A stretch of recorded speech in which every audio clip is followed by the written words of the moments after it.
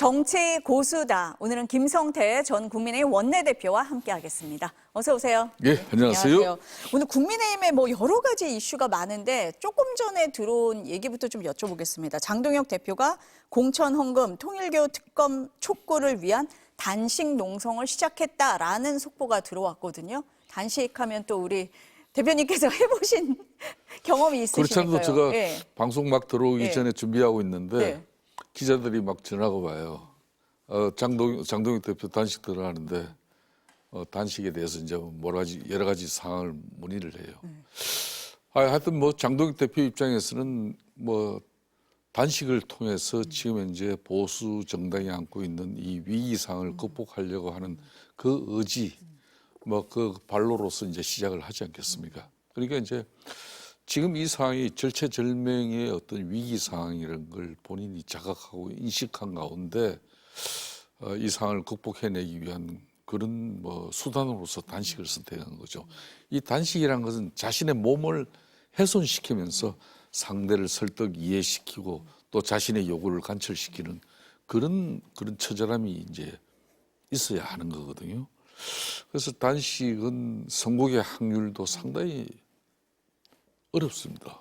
그러니까요. 그래서 지금 특히 여야 관계가 물론 여야 관계가 뭐 좋을 리는 없지만은 그래도 근본적으로 너무 신뢰가 상실되고 정치가 실종된 가운데 정말 헌정 역사상 이렇게 이제 첨예한 대립적 여야 관계가 없었거든요.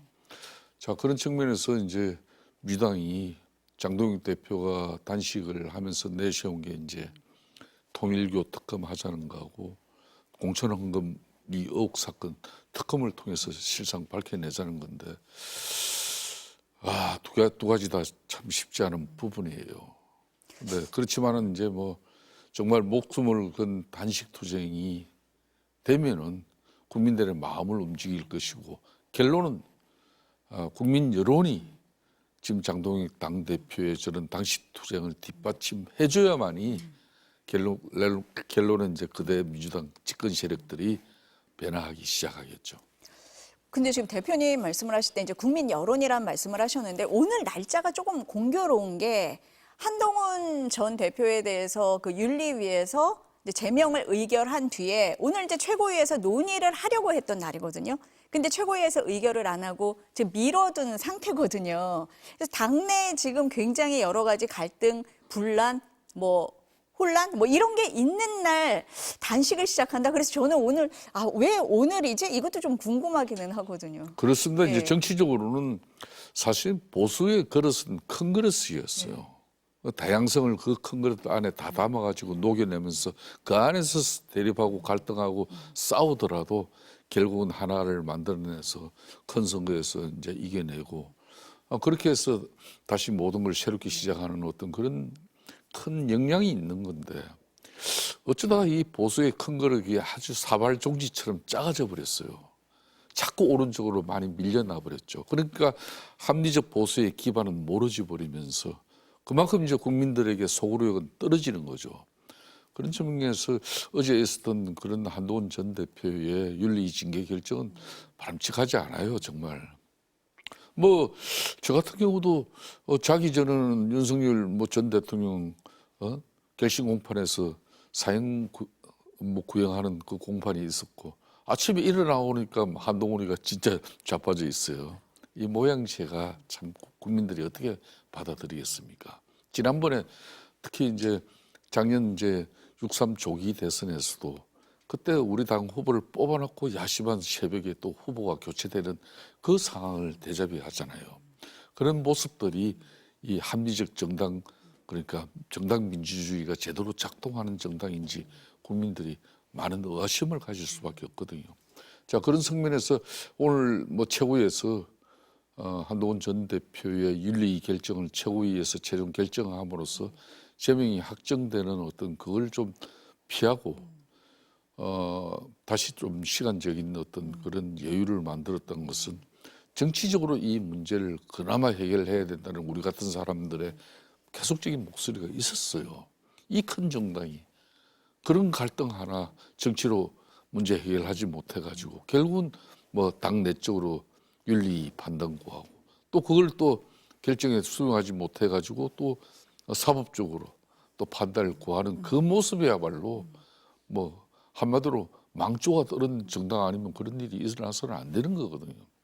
또 상대적으로 김병기 민주당 원내대표 같은 경우는 거기도 이제 뭐 사실상 제명 결정은 이루어졌지만은 민주당 당원 당규상은 그 재심 신청 그 기간이 60일이란 말입니다. 60일 동안은 정청래 당대표도 여론이 그 부분에 대해서 상당히 악화되고 있지만 비상징계권을 발동해가지고 윤리심판원 그 결정 그 자체를 바로 제명으로 최후에서 처리하지 않고 있지 않습니까?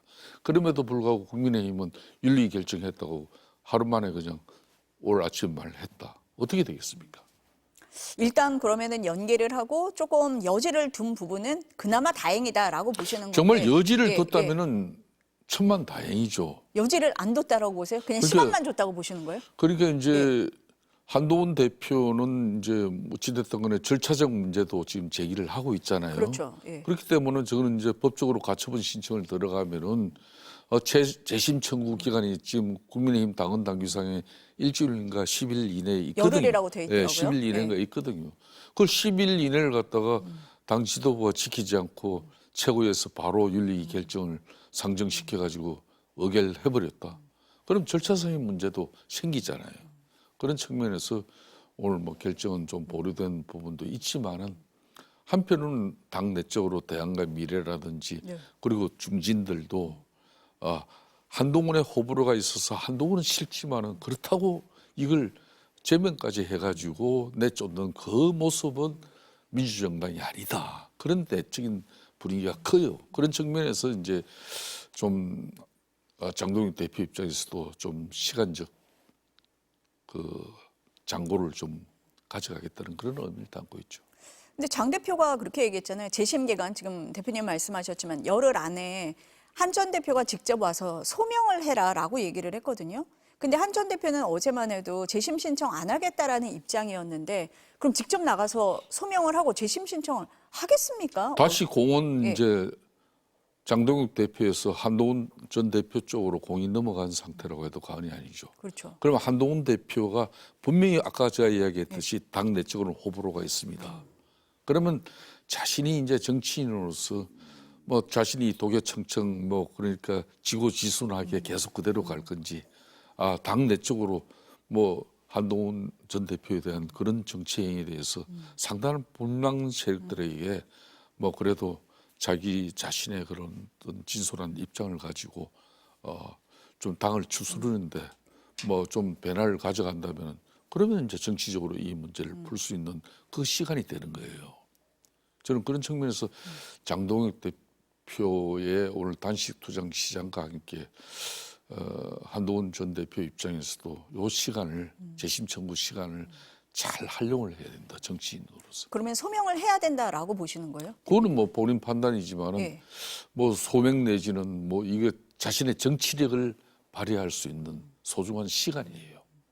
그러면 이 열흘이라는 시간 동안에 지금 열흘 지난 이 시간 안에 뭔가 달라질 수 있는 예. 윤리위원회 결정이 있다고 해서 지금 바로 뭐 법원에 그건 가처분 아니니까. 못하니까 예. 어차피 그 시간을 동안에 자신의 정치력으로 이 문제를 해결하려고 하는 그런 의지 이 부분에 대한 또 우리 당원들의 평가도 있을 거니까 그렇게 말이죠. 지금 대표님이 이게 뭐 법으로가 아니라 정치적으로 좀 풀어야 된다라고 말씀을 하셨는데 그럼 이 당원 게시판 문제가 불거졌을 때 당대표였던 한동훈 전 대표가 사과를 했더라면 좀 상황이 달랐을까요? 본인이 진작에 이런 부분은 좀 털고 갔으면은 하는 아쉬움이 있죠. 그거는 정치인으로서는 자신이 재작년에 있었던 윤석열의 그 12.3 비상계엄의 그 오판 분명히 잘못됐다는 그 정치적 소신은 지키고라도 그렇지만은 당 내적으로는 여전히 윤석열 지지층이 뭐 공고하게 있어가지고 그리고 장동익 당 대표가 당선되는 과정 그런 기반이 되어 있다 그러면 당 내적으로는 우리 보수는 아까 제가 이야기했듯이 다양성을 담고 있어야 되는 거거든요. 그러니까 자기의 생각만 끝까지 그냥 유지하겠다. 그러면 또 한쪽은 자기가 앞으로 담아내지를 못해요. 그러면 이 갈등은 해결이 안 되는 거예요. 그런 측면에서 한동훈 대표도 이제 정치력을 좀 보일 수 있는 그런 시간을 지금 내가 볼 때는 이제 마지막 기회라고 봐요. 어떤 점에서 마지막 기회라고 보십니까? 지금 이렇게 제1야당이 돼가지고 예. 윤석열 전 대통령도 검찰 구형이지만은 이제 사형 선고를 받은 마당이고 사형 구형을 받았고 우리가 예. 국민들에게 정말 정치적으로 지난 12.3 비상계엄의 그 집권세력으로서 정치적 책임을 다하는 그런 집단으로서의 그런 자정과 변화, 쇄신을 만들기 위한 이 동력을 어떻게 만들어야 되냐. 과연 장동익 대표와 한동훈 전 대표의 그 감정 갈등 그것만 우리가 왜 국민들에게 보여줘야 되냐. 그러면 국민들이 그거 보고 어느 한편 절대 들지 않습니다. 그 한동훈 대표를 비롯해서 친한계에서는 아까 대표님이 그 윤 전 대통령 사형 그 구형이 된 3시간 뒤에 윤리위에 이제 결정이 나온 거잖아요. 언론에 공지가 됐잖아요. 그걸 보면서 이 계엄에 반대하고 탄핵에 찬성했던 친한계에 대한 보복 아니냐 이렇게도 해석을 하더라고요. 그 점은 어떻게 보십니까? 까마귀 나자 배 떨어지는 꼴이 된 거죠, 그거는. 결과적으로 밖에서 볼 때는 그렇게 된 거죠. 예. 윤석열이 그냥 결심 공판에서 사형 구형되니까 그래? 그 한동훈 너도 주고 그래서 윤리에서 제명 결정한 것처럼 이렇게 공교롭게 시간이 맞아져 버렸어요. 그것도 또 야심한 밤에 자고 일어나니까 그 상황이 되니까 이거 뭐야? 이게 대체적인 국민 여론이에요. 우리 국민의힘 외에 국민들의 시각 인식이란 게. 그렇다면은 왜 그런 한마디로 좋지 않은 시각과 인식을 갖다 우리 당이 보여주느냐? 그건 저는 맞지 않다고 봐요. 그럼 만약에 이제 제명이 되면 한동훈 전 대표 입장에서는 국민의힘 당적으로 선거에 출마를 못 하잖아요. 5년 동안. 그렇죠. 그럼 어떤 선택지가 있을 거라고 보십니까? 예. 본인이 정치적으로는 5년을 기다려서 아직 나이가 젊으니까 5년 기다려서 다시 시작하는 방법도 있지만은 보통 정당이라는 거는 그 5년 안에 수많은 또 변화가 오죠. 그래서 그 변화를 본인이 기다릴 건지 안 그러면은 자기가 이제 무소속으로 올해 이제 6.3 지방선거 때는 광역단체장 선거도 있지만은 앞으로 한 10개 정도는 나올 거라 보는 미니 총선이 이루어진단 말이에요. 국회의원 재보궐선거. 그렇죠. 예, 예. 거기 어느 한 지역을 자기가 선택해서 무소속으로 출마해서 그렇게 해서 당선이 돼서 다시 보수 진영 정치 세력의 일원으로 합류하는 그 방안도 있죠. 그러니까 어떤 길을 선택할지 모르겠지만 그건 장동익 한동훈 전 대표의 몫이죠. 이 열흘 동안에 장동혁 대표하고 한 전 대표하고 좀 어떤 절충안을 찾아서 같이 할 수 있는 상황도 올 수 있다라고 보십니까? 사실 이렇게 가면은 나는 오늘 이제 예, 장동익 당 대표가 예. 앞으로 무기한 이제 단식 투쟁이 들어간 거 아니에요? 그 단식 투쟁이라는 건 적당하게 하고 또 일어나면은 또 대려 손가락질 받아요. 그러니까 처절한 어떤 그런 아까 이야기했듯이 자기 몸을 훼손시키면서까지 이 당을 살려야 되고 국민적 신뢰를 회복해야 되고 이런 이제 모든 걸 다 담는 게 이제 이런 단식 이런 수단이에요. 그렇다면은 그런 과정 속에서 정말 목내 걸고 당 내적으로 그런 대립 갈등 불신이 반목이 있었다 하더라도 이걸 녹여낼 수 있는 공간이 만들어진 거 아닙니까? 그렇기 때문에 이거는 이제 장동익 대표는 저 단식으로서 이제 자기는 뭘 못해요. 아니 말로 단식 투쟁하면서 예. 당 최고위원회 열어가지고 한동훈 윤리 결정 제명에 올랐으니까 본인이 의사봉 잡고 그래 한동훈은 제명이야 땅땅땅 이걸 못 두드리잖아요. 그렇죠. 그럼 뭔가 여러 가지 포석이 있는 단식이다. 나는 이렇게, 그렇게 봐요. 이렇게 보시는 거네요. 저게 예, 이제 그나마 예. 이제 마지막 정치로서 이 문제를 풀자. 비록 장동익 대표 자신도 작년에 당 대표가 되는 과정 속에는 윤 의견을 포함해서 여러 가지 좀 강성 지지의 그 기반을 받아서 자기가 당 대표가 돼서 한동훈 대표하고 각을 세울 수밖에 없었던 그런 말 못할 정치 저변의 사정이 있다 하더라도 6.3 지방선거를 그래도 괜찮은 성적표라도 국민들로부터 손에 실려면 이런 모습의 당 그러니까 윤리에 제명 결정이 있었다고 그걸 본인이 그대로 그냥 수용해서 해버리면 앞으로 6.3 선거 어려워진다는 거 본인도 알지 않겠습니까? 그 대표님도 말씀을 하시지만 당 중진들이 계속 얘기를 하고 있는 거잖아요. 그럼요. 이런 체제로 6.3 선거, 지방선거 치르지 못한다. 그러면 그리고 윤 전 대통령에 대해서 사형이 구형이 됐는데 거기에 대해서 국민의힘 지도부는 공식적인 입장은 안 내고 오히려 당원 게시판을 가지고 한동훈 전 대표를 제명을 하는 결정을 했다. 지금 이렇게 나온 상황이거든요. 그렇습니다. 그러니까 그 모습이 어떻게 우리가 국민들에게 소구력을 가집니까? 예?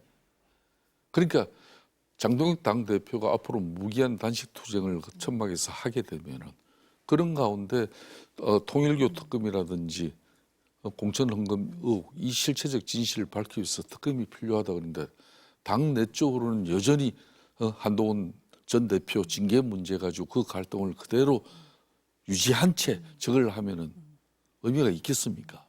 그러니까 일정 부분 저는 지금은 휴전을 만들어냈다 이렇게 봅니다. 굉장히 이제 정치적인 정치의 시간이 행동이다. 온 거죠. 예, 예. 이 정치의 시간을 국민의힘이라는 이 큰 정치 집단이 이 문제를 해결해내지 못하면은 저 자신의 몸을 훼손시키면서까지 시작한 단식이 국민들에게 소구력이 떨어질 수밖에 없는 거예요.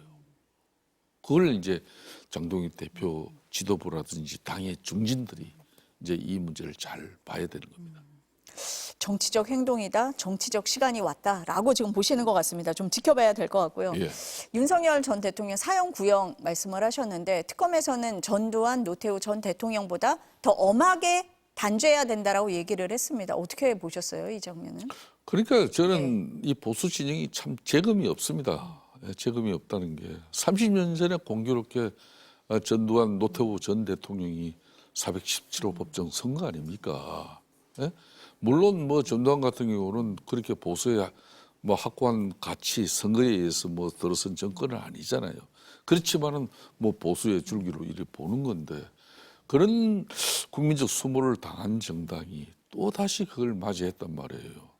저는 윤석열 전 대통령이 그렇게 결심 공판에서 자신의 어떤 뭐 무고함을 갖다가 뭐 방어권을 행사하더라도 최소한 국가적 혼란이나 특히 국민들에 대한 사죄 어린 그 사과의 진정 어린 그 입장 그거 하나 내지 않고 자기는 여전히 대통령으로서 가진 그 헌법적 권한 비상대권을 통해서 한시적 계엄을 통해서 민주당 절대 일법 권력의 그 폭주를 자기는 막고자 했고 그걸 국민들에게 제대로 알리고자 했다. 그 수단이 그거밖에 없었냐고. 그거는 동의를 못하는 부분이에요.